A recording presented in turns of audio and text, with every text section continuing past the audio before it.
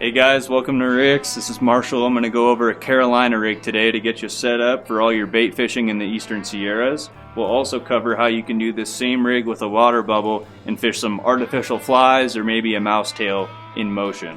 To start out with the Carolina rig, we're going to take a rod here. I just have a standard light action rod. It's about 6'6". We do rent these rods here at Rick's, so if you didn't have a rod and wanted to get set up, feel free to come by. They will come with a weight and swivel that I'll be using in this video. And the first step for a Carolina rig is going to be to add a sliding sinker. In this case, I'm going to go with a 1/4 ounce sinker. That's going to match up best for my rod and line weight. And all I'm going to do is slide that sinker straight through your monofilament so that the sinker can slide back and forth.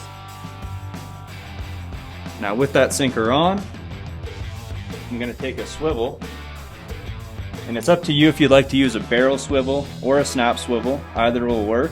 The main objective here is just to stop this weight from sliding all the way down to the hook.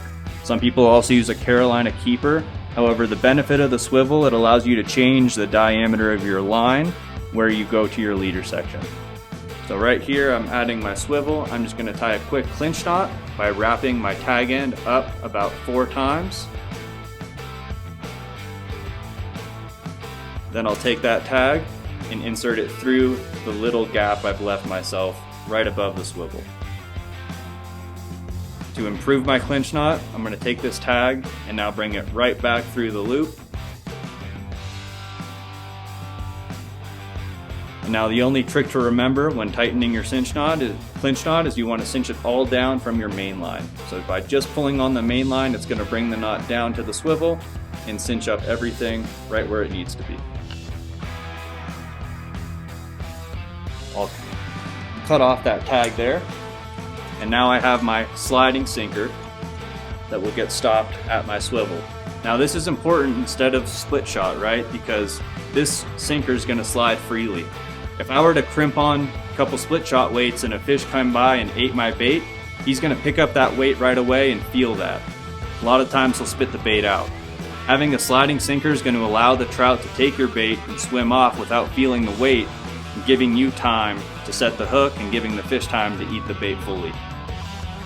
So now going off of my swivel, I can determine how high off the bottom I'm going to be floating my bait. So if I go with, let's say, 2 feet, my weight is going to go down to the bottom and my bait will float about 2 feet off the bottom.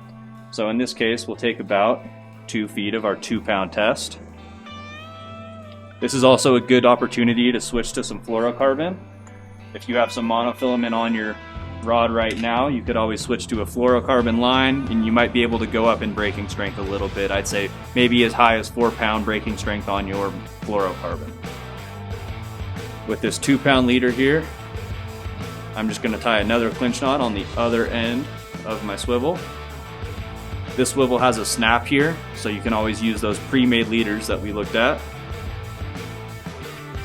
And same idea, I'm going to take those 5 wraps up, adding 1 extra wrap with the thinner diameter line, coming down through the gap above my finger, and then back through the loop I created, doing the improved clinch.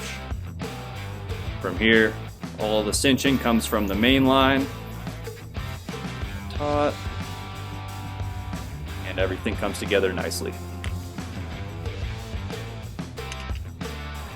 Trim that tag, and now we've got our Carolina rig. So at this point, all that's left to do is add your hook.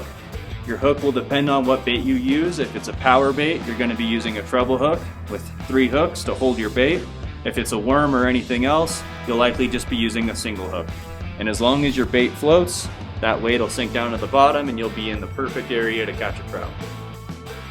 Alternatively, with this rig, we can do the exact same thing as we did here, but with a water bubble.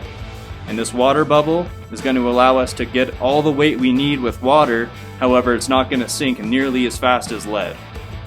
So on our water bubble, commonly we'll fish a mice tail or even a fly, and it won't sink too quickly and we'll be able to slowly pull it along the waterfall. So by doing the same steps here, I've now taken off my sinker and replaced it with a sliding water bubble. And that sliding water bubble will come down to your swivel, just as before. And we'll retie that clinch knot.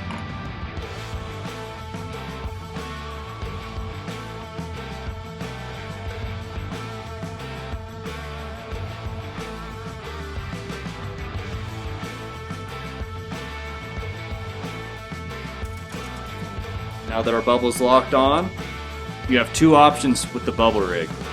You can either fill this bubble half full of water, which will allow it to float, and you can suspend bait beneath it.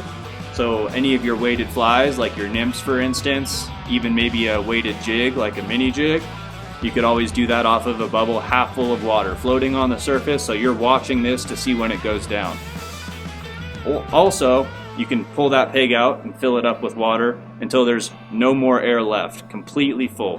When this bubble's full of water, it's going to sink very, very slow through the water column, in which case you can pull along a mice tail or a fly, something that's going to slowly work its way through the water column. What I generally recommend when fishing the water bubble rig is to cast once, wait about 5 seconds and start to retrieve. On your second cast, wait about 10 seconds and start your retrieve. Every time you cast out and wait longer, you're going to be slowly combing your way through the water deeper and deeper. Now once you get a fish or a bite and you know that you counted to say 20 seconds, I would count to 20 seconds on every cast because you're going to keep achieving that same water depth. That'll be 2 rigs to get you started on spinning gear to either fish a stagnant bait on your weight for a Carolina rig or a moving bait with a full water bubble like your mice tails or a fly. Come on down and check us out at Rick's here in Mammoth. We'd be happy to help you out and get you all set up.